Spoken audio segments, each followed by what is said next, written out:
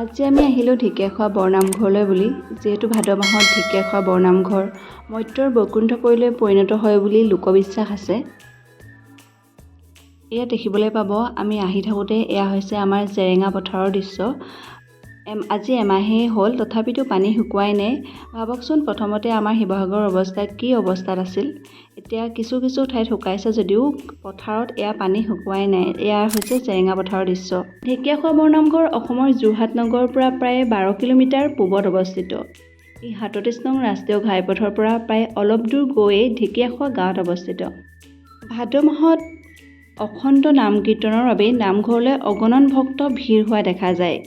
যদিও আমি ভাদ মাহৰ 2 তাৰিখৰ দিনাখন গৈছিলোঁ আৰু প্ৰথমতে যোৱাৰ বাবে হয়তো সেইদিনা ভক্তৰ সংখ্যা কম আছিল, আৰু যিহেতু বহুত বেছি ভিৰ হ'লেও ভাল নালাগে, সেইটো কাৰণে সেইদিনাখন ভাল লাগিল, বহুত ভাল লাগিল। কাৰণ গোটেই ঠাইখিনি বহুত ধুনীয়াকৈ পৰিৱেশটো নিজান হৈ আছিল, সেইটো কাৰণে বহুত ভাল লাগিল। আৰু লগতে নাম কীৰ্তনৰ শব্দ।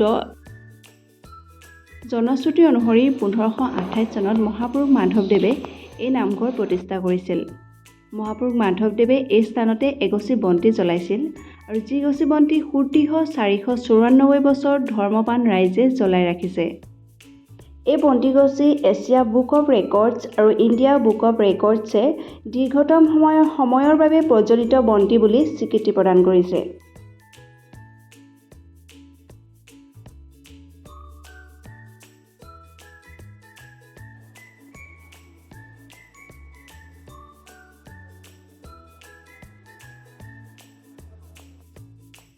যিহেতু আমি সন্ধিয়া গৈছিলোঁ, সেইটো কাৰণে ঠাইখিনি বহুত বেছি ভালকৈ দেখাব নোৱাৰিম আপোনালোকক, আৰু সৰু সৰুকৈ কিছুমান ক্লিপ ল'লোঁ আৰু ঠাইখন দেখালোঁ, আৰু তাত আমি বহুত সময় থাকিলোঁ।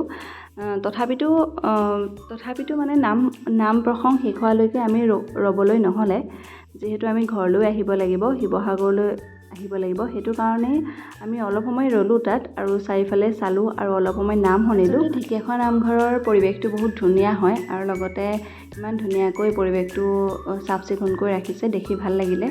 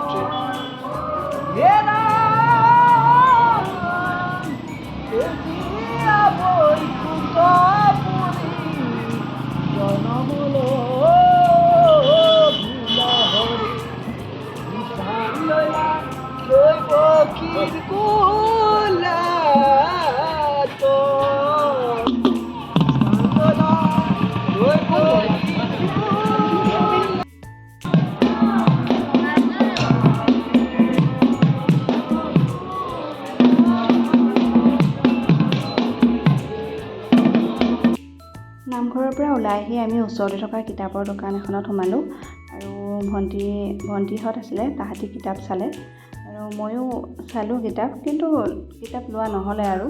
তথাপিতো তাৰপিছত আমি ঘৰলৈ ঘূৰি আহিলোঁ, যিহেতু ৰাতি তেতিয়া 9:30 মানেই বাজিছিলে, আৰু ধুনীয়াকৈ ঘৰলৈ গুচি আহিলোঁ। আৰু ভিডিঅ'টো যদি ইমানখিনিলৈকে চালে, মোৰ ফালৰ পৰা অশেষ ধন্যবাদ, আৰু